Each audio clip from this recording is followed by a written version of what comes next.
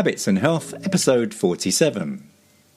Welcome to the Habits and Health podcast, where we believe creating healthy habits should be easy. Brought to you by an educator and coach for anyone who wants to create a healthier life. Here's your host, Tony Wynyard.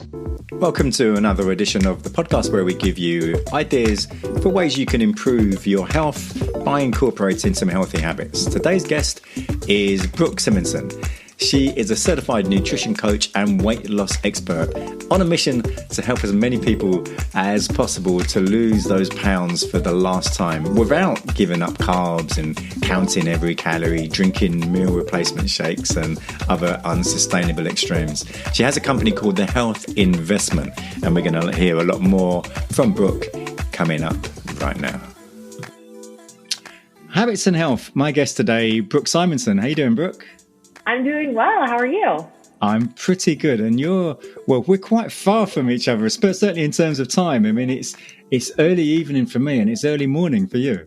It is. Yeah, I know. I woke up just a little while before coming on here. So quite literally, we're speaking across the world, but so cool that podcasting and technology allows for that to happen. Yeah. And well, you're in California? Yes, California, Northern California. So sometimes when you say California, people picture Los Angeles and beaches and palm trees. A little different up here, but it's still nice. The weather's pretty great in California.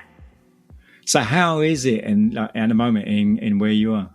Yeah, so it's gotten a bit colder, like more of a drastic difference in the day to night temperature, but still, I mean, it's usually pretty sunny and 60s, 70s every day. So it's, right. You can't complain. Yeah, well, we don't have any temperatures like that over here in the winter. I know.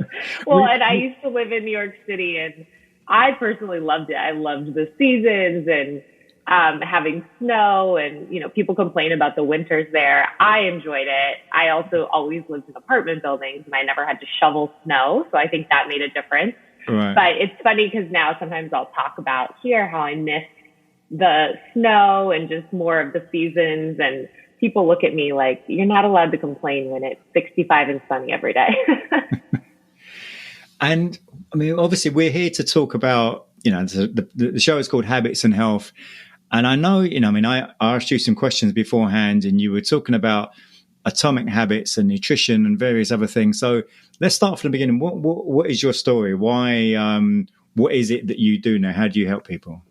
Of course. Yeah. So as you said, I'm Brooke Simonson. I'm a certified nutrition coach, and people primarily come to me wanting help with weight loss, also just kind of eating healthier and maintaining a healthy eating pattern long term. And I got into this, actually, I used to be a high school English teacher for 12 years when I lived on the East Coast. It was kind of another life out there, a whole other career and climate, as I was saying. But after college, I started that career at 22 and didn't feel my best in my 20s, ended up gaining quite a bit of weight, was always trying to figure out what would work. I did what a lot of people do, I think, when you gain weight. I started exercising more. I tried eating better, which I thought was what I should be eating, but I didn't exactly know. I would try different juice cleanses. I really just tried it all. I thought I had terrible willpower or self-control. I couldn't crack the code, if you will. And so this went on for several years. Eventually, I got really into kind of the biohacking idea behind it. And once I discovered that word and thought, okay, can I kind of hack my own body? Can I figure this out? And I dove into a bunch of podcasts. I started reading a lot of books. I got my hands on scholarly research articles. And it really became kind of a hobby, if you will, on nights and weekends when I wasn't teaching. Sometimes when I was teaching, I'd have that free period when I was supposed to grade papers, and I would be more interested in all of this other stuff. And eventually I enrolled in an institute called the Institute of Transformational Nutrition to get my hands on even more information. And that's how I ended up becoming certified as a nutrition coach. At the time, just planning again to learn for myself and kind of have this certification in my back pocket if I ever wanted to do it in addition to teaching. But through all of this research, I would say it was probably 2 to 3 years, I did eventually kind of discover the magic pill, if you will, and the magic pill being how to not only lose weight in the short term, but to keep it off long term, how to still enjoy all of my favorite foods, wine, and life in the process. I don't restrict any one food group or, do anything crazy as we see out there on the internet of people trying more of these extreme measures.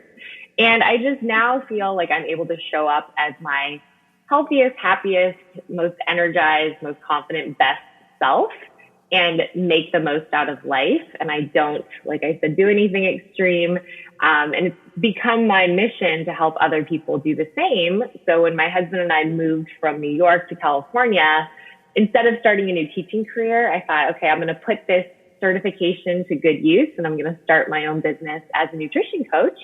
So that's what I do now full time. I coach clients one-on-one. I have a group program as well. And I also have a podcast. Cool. So how long have you been coaching people? I've been coaching now for about 2.5 years. So you started not long before the whole kind of lockdown pandemic situation. Yeah, that is true. When my husband and I moved out here, it was August of 2019. Right. So then the lockdown happened March, out here at least, March of 2020. So I already had been kind of thrown into this working from home environment, working by myself, for myself, without any coworkers. So it was already kind of strange. And he was going to an office, and then March of 2020 hit, and then he was home too. So we had a lot to navigate in those new months of living in California. But we've adjusted now. It's good. I think we've all kind of adjusted, but it's very different from teaching to work by myself in the tiny little room I'm in every day. But I love it. I think my dad was a business owner. He owned a car dealership, and my mom was a teacher. So I grew up kind of seeing both. And so I did the teaching thing, and that was great for a while, but kind of lost my passion for that. And now I just love starting my own business and being an entrepreneur. I can't imagine doing anything else now. So working as a nutrition coach, has there been any element of it that surprised you that maybe you wouldn't have expected before you sort of started learning about all of this? I think what surprised me most is what actually works is so very simple. It's kind of going back to, if you'll think about what our great-grandparents and great-great-grandparents did. And it's so distracting now, all of the things that we see in Facebook ads and on newspaper headlines, and even that our friends are trying. And there's just so much extremism in the nutrition and health space when really it doesn't have to be that way. And I find it very frustrating that most people gravitate to that with their best intentions. I mean, they're wanting to get healthy and lose weight and feel better, whatever it is. And so they're just really, like I was doing, taking shots in the dark, like, well, I haven't tried this thing, or, it's been a couple of years since I've done the no carb thing, or whatever it is. And so people are getting short-term results and following this yo-yo pattern, just feeling really out of control. And what works is really just getting back to the basics. And it's just so much happier to live in that middle ground without all of kind of the craziness. I think if something comes with a big promise or a label even, it's like, let's stay away from those things and just get back to eating more real whole foods and not following these crazy, lose 10 pounds in 7 days, whatever it is. It's probably not going to be sustainable. So do your clients find it maybe surprising that it's easier than they expected once they got personal guidance, like guidance that's suitable for them rather than kind of generic? Yes, they do. And it's kind of this bang your head against the wall thing once you realize it, of this is it. I could be doing this all these years and getting these amazing results and still enjoying the holidays and still having the glass of wine.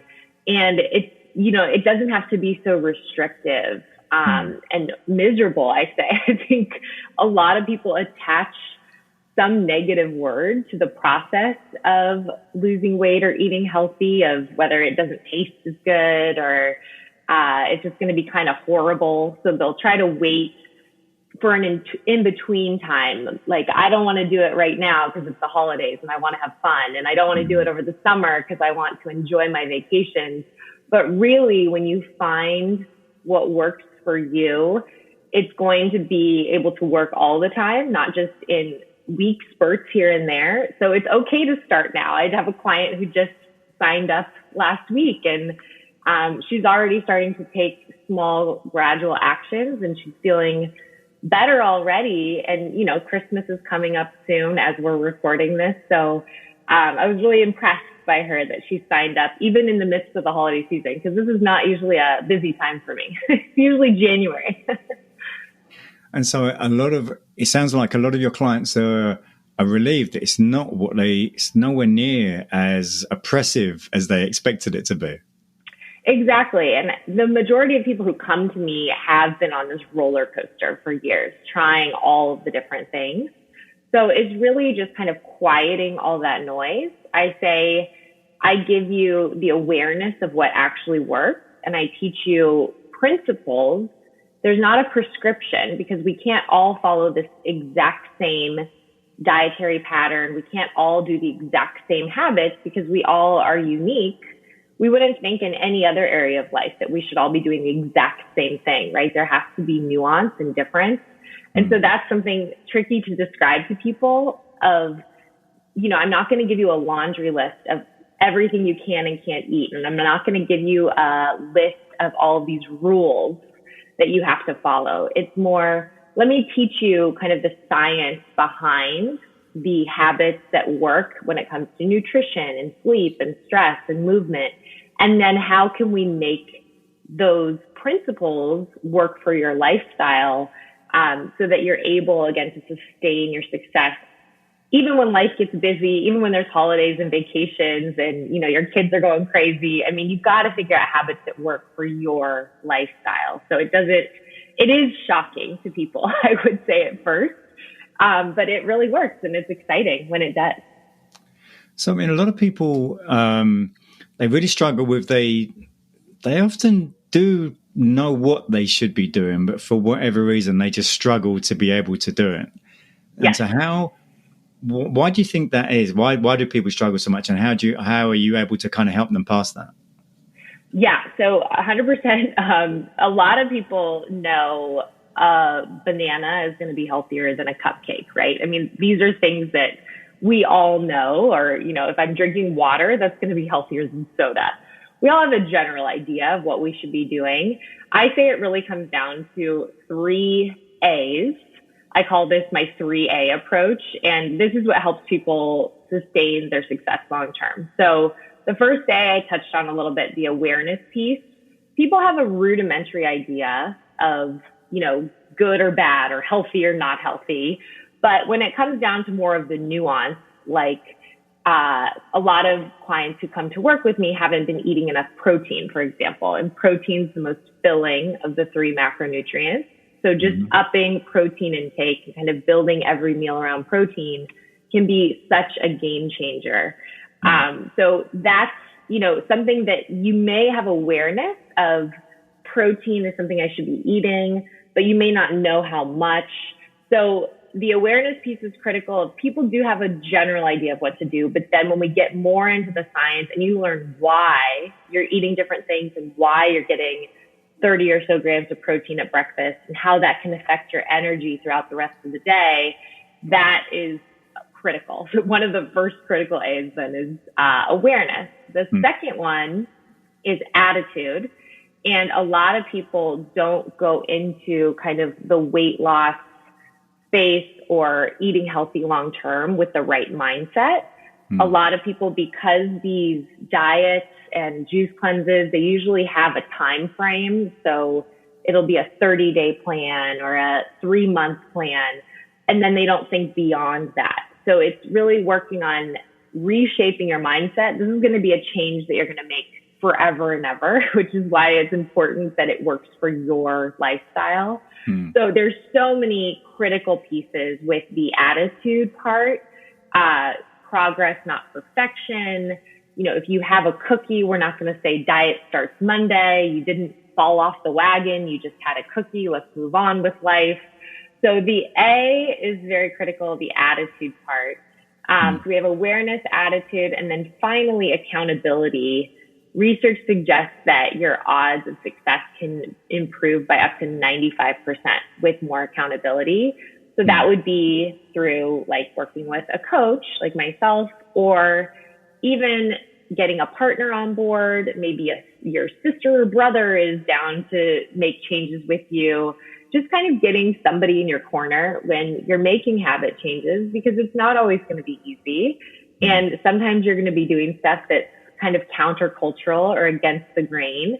And it's, again, not going to be something crazy, but it's still nice to have somebody kind of checking in. Or if you say you're going to go for a walk and somebody else in your life said they were going to go for a walk, can you text each other and say, I did my walk, did you?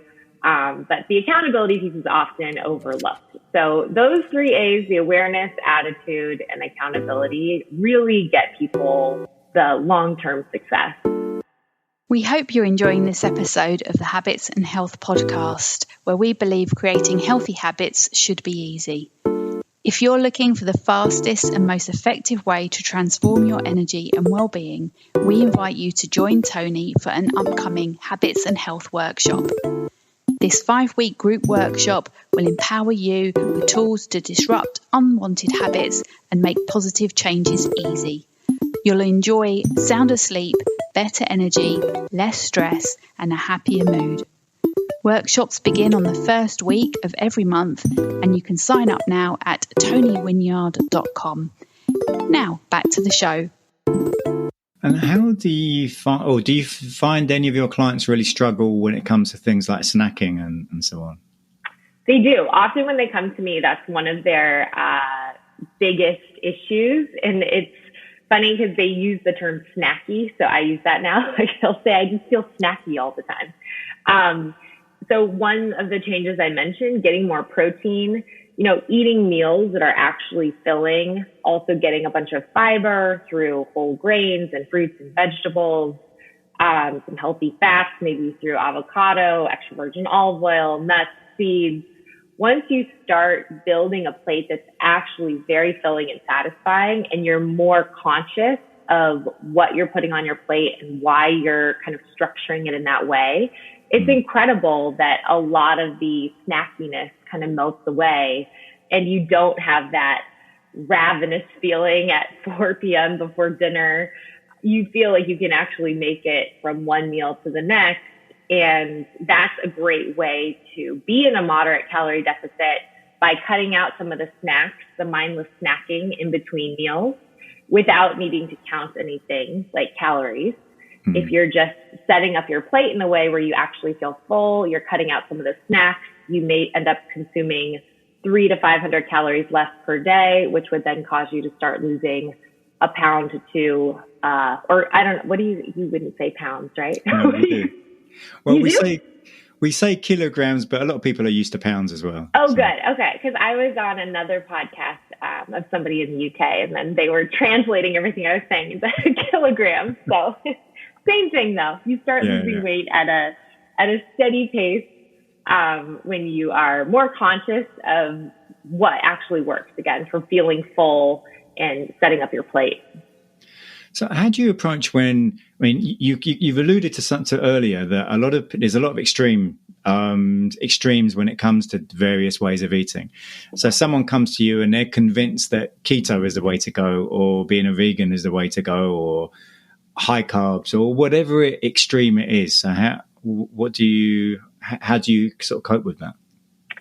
I would say the majority of people come to me because they don't want to do the extremes anymore. So if they're coming to me, it's because they've tried all of those things and they've only been successful short term. So they have lost weight. I mean, people will come to me and say, I lost 30 pounds on keto. And then I'll say, okay, cool. Tell me more about that. And then they'll say, well, I lost 30, but then I gained 40, right? The second I stopped. So most of the time people aren't coming to me really attached to one way of eating. That being said, I have worked with people who have had autoimmune conditions or celiac, for example, and they're avoiding all gluten, or vegetarians. And we just talk about, I mentioned protein. It can be more difficult to get your daily protein intake if you're following, let's say, a vegetarian diet, but it's not impossible, and it just requires being more mindful and maybe more prepared, and kind of scoping out different protein sources maybe you haven't even tried before. So it's definitely possible, but the majority of people I work with are 100% interested in leaving all of the extreme eating patterns in the past and having more of a healthy balance. And people, do you find any of your clients are quite surprised that they've come with the main goal is to lose weight, and they've actually ended up, not only they've become healthier and they've lost weight, but then they've maybe not required so much medication or and so on? Yeah, 100%. I would say when people come to me, their first thing always is typically the weight loss. Their second thing is usually having more energy. Right. And usually third is something like eating healthier, being a better role model for my kids, or maybe it's getting off some of my medication if possible. So I am not a doctor, so I never make any type of promise or say, go off your meds, right? Or I always say, continue to work closely with your doctor and make sure they know the different habit changes you're making. But it is incredible when clients will go back to the doctor and then they'll send me a text of, wow, I got my blood work back. My doctor's so impressed. And, maybe they reduced this medication a little bit, and maybe I could even kind of wean off of it eventually. But nutrition can be extremely powerful. So can something like sleep, movement, just managing our stress. It's amazing how the body can kind of readapt and get so much healthier overall just by making these habit changes. And obviously there's still sometimes a need for medication. I think that's another extreme that some people will say of, you can do all these healthy things in terms of food and whatever, and you'll never need a medication again. And you may be able to go off some of them, but I think, there's always a healthy balance. That's what I'm all about, is kind of where can we find the healthy center? So a lot of what you're helping people with is changing their mindset, and they need to change their mindset in some way to make these changes. What is the hardest part of that for people, do you think? One of my favorite mindset shifts is change requires change. And it's so simple, but it's something I even say to myself frequently. And it's something I say, write it on a Post-it, or keep it on your phone, or set a phone alarm to remind you of that, because change is tough. And a lot of the people I'm working with are in their 40s, 50s, 60s, and they've gotten used to doing things a certain way.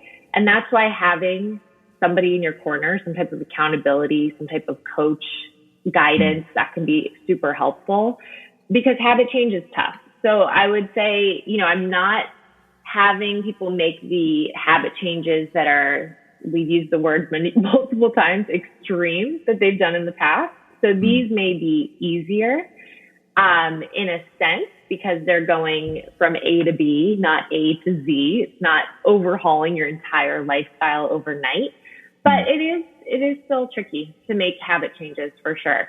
I would say another really critical mindset shift is just patience. And probably in the past, with different things they've done, they've gotten quicker results because they've changed 40 different things at once, and we're working on a couple small tweaks each week so that they'll be able to stick with them long term. But then that means you're probably not going to lose 30 pounds in a month or whatever happened in the past. You're going to be able to keep the weight off long term, which is going to be amazing, but it's going to take longer to get there. So it really requires coming from a mindset of I need to be patient, slow, gradual change will eventually lead to awesome results, but it's not going to happen overnight. And you talked about taking it slow, but sometimes people just when they decide they want to make the change, they just want to make loads of changes at the same time. And it's, that can make things very difficult, can't it? It can. Yeah. It makes me think of a client that I have.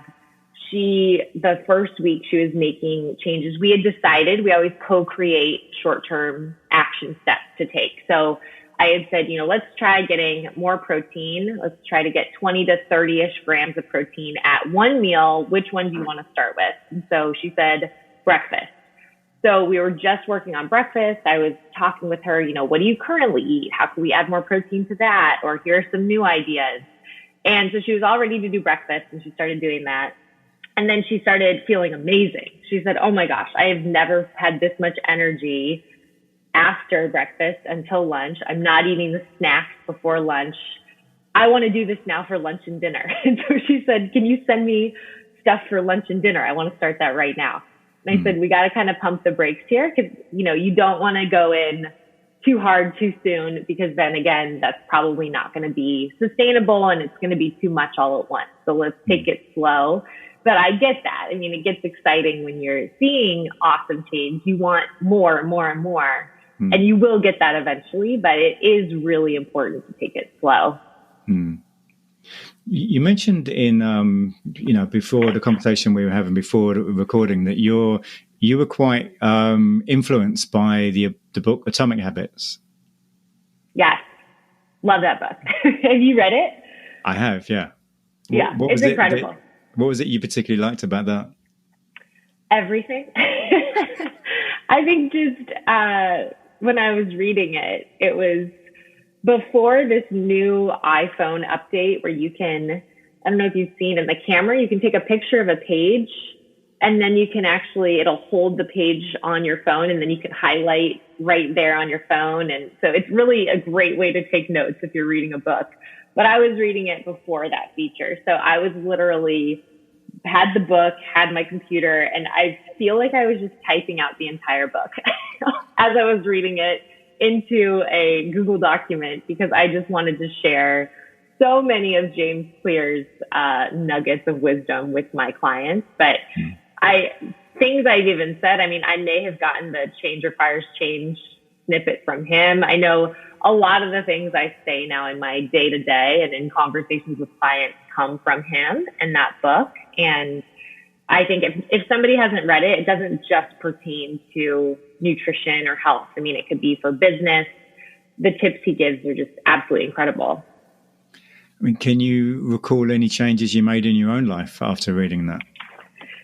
I think I said I would say the change requires change thing to myself often. But I became much more forgiving, I think, of myself when it comes to willpower and motivation. I think he really illustrates that those are both finite resources. The majority of us aren't going to feel motivated to exercise every single time. And, it's not a lack of willpower. If you have a craving, there's all these different ways you can structure your life, or he calls it creating a disciplined environment, I believe. So he says the more disciplined your environment, the less disciplined you need to be, and therefore the less willpower you'll need to have, or the less motivation. So, for example, if I know I want to exercise and I have a few meetings first and I don't have to look any certain way, I'll go ahead and just put my whole outfit on and take away that tiny little piece of putting the gym clothes on after the meeting, because we all can rationalize why we shouldn't exercise and, I'm tired, and, that meeting didn't go as I thought. And so it's any tiny little change you can make to make the thing you want to do, the habit you want to do, easier. Or creating a disciplined environment in your kitchen. If you're buying a bunch of things, you're likely going to eat those, or someone in your house is. So just really filling your home with all the nutrient dense things you want to eat most of the time, And then planning to enjoy treats, a scoop of ice cream, whatever, your favorite treat is outside of your home when you're at that cute ice cream shop or when you're on vacation. But just thinking, the more disciplined your kitchen is, the less disciplined you're going to need to be, the less you're going to be constantly trying to have self-control and willpower. And it just allows you really to feel kind of more relaxed and free. And that was probably one of the biggest ones for me too. And that works for my clients as well. Going hand in hand with the mindset shift that it's not that you're restricting these things. It's not that you can never have a scoop of ice cream. It's just, if your freezer's filled with ice cream, it's going to be that much tougher not to eat it every day because ice cream's delicious. Are there any things that you think people may misunderstand about working with a nutrition coach? Oh, that's a really good question.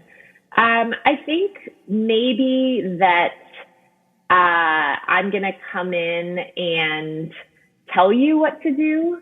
Really, coaching is more of a process. I said the term earlier of co-creation.